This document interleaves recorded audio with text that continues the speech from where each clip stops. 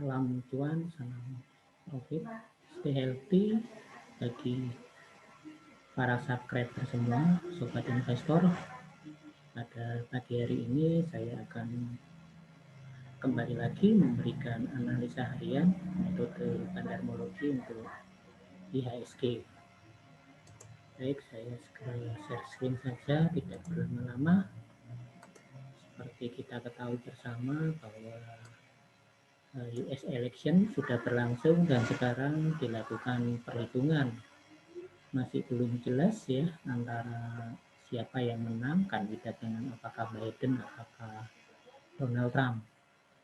Karena seperti kita ketahui di US ini agak sedikit berbeda ya perhitungannya, bukan one man one vote tetapi adalah sistem distrik, sehingga satu orang tidak memiliki rasio satu mewakili satu suara, tetapi berdasarkan pajak yang dibayar dari masing-masing orang tersebut. Semakin tinggi pajaknya maka rasio orang tersebut semakin tinggi untuk suaranya.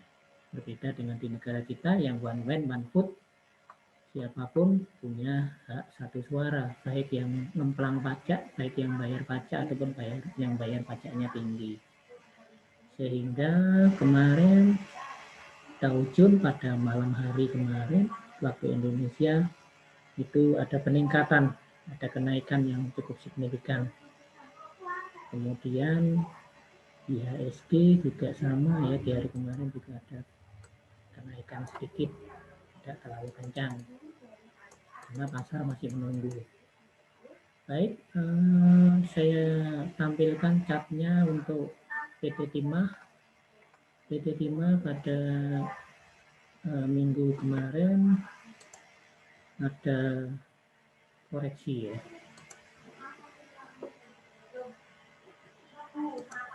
Ada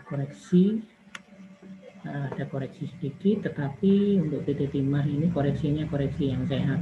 Bisa kita lihat di sini sentimennya berwarna biru, artinya buyer menguasai pasar.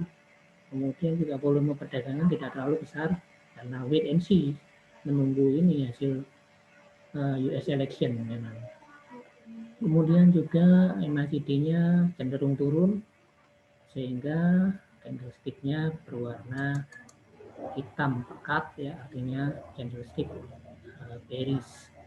Lalu untuk indikator bandar masih ada di dalam emiten tersebut, artinya bandar melakukan distribusi kecil-kecilan untuk menunggu peluang untuk kenaikan harga ya, untuk menunggu peluang untuk memperoleh harga yang lebih rendah, harga yang lebih kecil, sehingga kemudian dia collect, kemudian suatu saat nanti TP diambil. Lalu lanjut ke emiten berikutnya, Pakuwon Jati itu juga sama ya, Pakuwon Jati juga masih dalam trend up ya. Jadi buyer masih menguasai sejak awal Oktober kemarin, kemudian juga MACD berada di atas 0. Lalu candlestick-nya kemarin adalah candlestick berwarna hijau, artinya naik bullish. Kemudian juga di sini terlihat bahwa akumulasi dilakukan oleh bandar, sehingga Pakuwon cukup prospek untuk di-collect paling tidak sampai dengan window dressing Desember. Lalu lanjut ke emiten berikutnya. Dan berikutnya Bank Jatim ya, jadi Bank Pembangunan Daerah Jawa Timur ini juga sedang fase downtrend. Nah, terlihat di sini kalau kemarin masih abu-abu, sekarang kelihatan merah ya, seller menguasai pasar. Volume perdagangan juga tidak terlalu tinggi, tetapi MACD masih berada di atas 0. Lalu candlestick ini seperti minggu kemarin selalu turun. Ini sepertinya adalah distribusi kecil-kecilan dilakukan oleh bandar untuk memperoleh harga yang lebih rendah. Ini bisa kita lihat bandar masih ada di dalam emiten tersebut.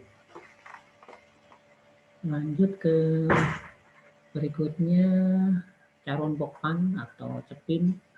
Ini adalah emiten penguasa ayam, ya, consumer good tapi berbasis ayam, produknya seperti Fiesta dan lain-lain itu, ya, cepat saji.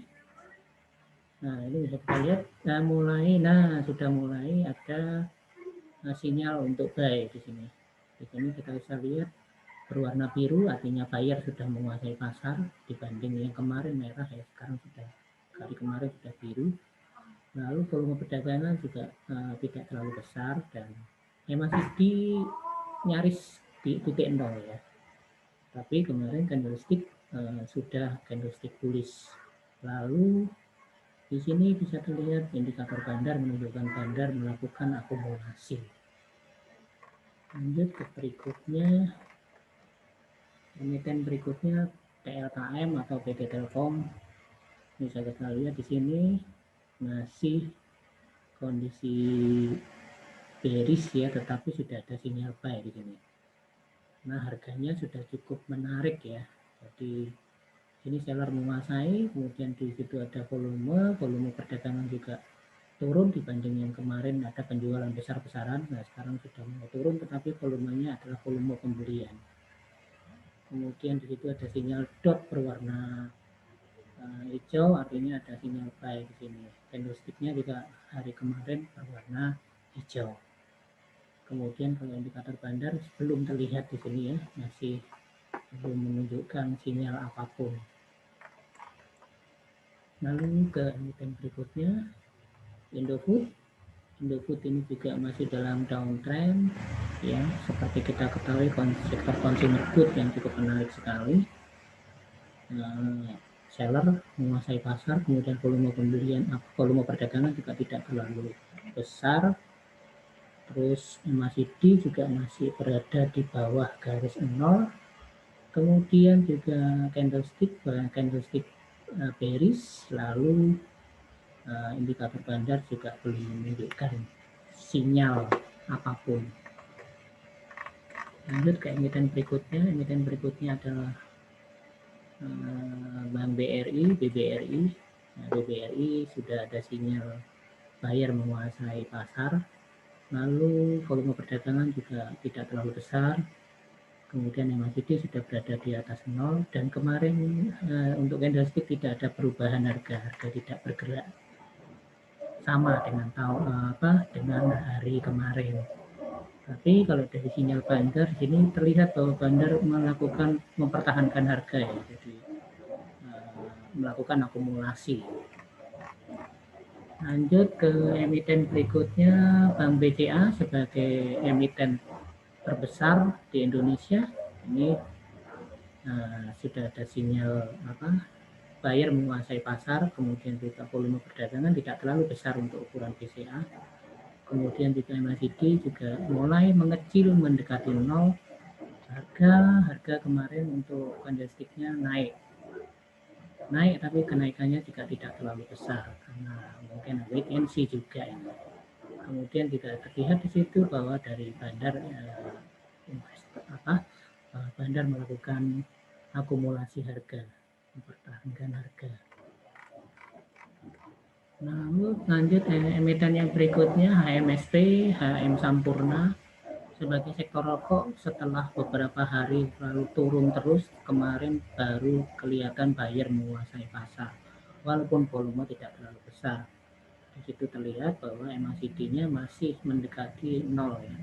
Kemudian di situ juga sudah terlihat ada brown arrow tanda sinyal beli karena harganya sudah harga cukup rendah ini.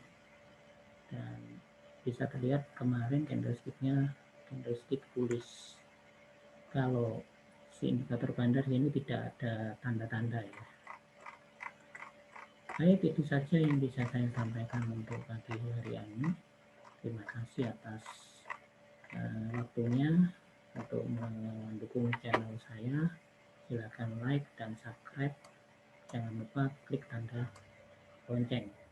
Sekali lagi, disclaimer mode on, semua yang dilakukan, tindakan yang dilakukan di pasar adalah risiko Anda sendiri karena channel ini sifatnya adalah channel edukasi.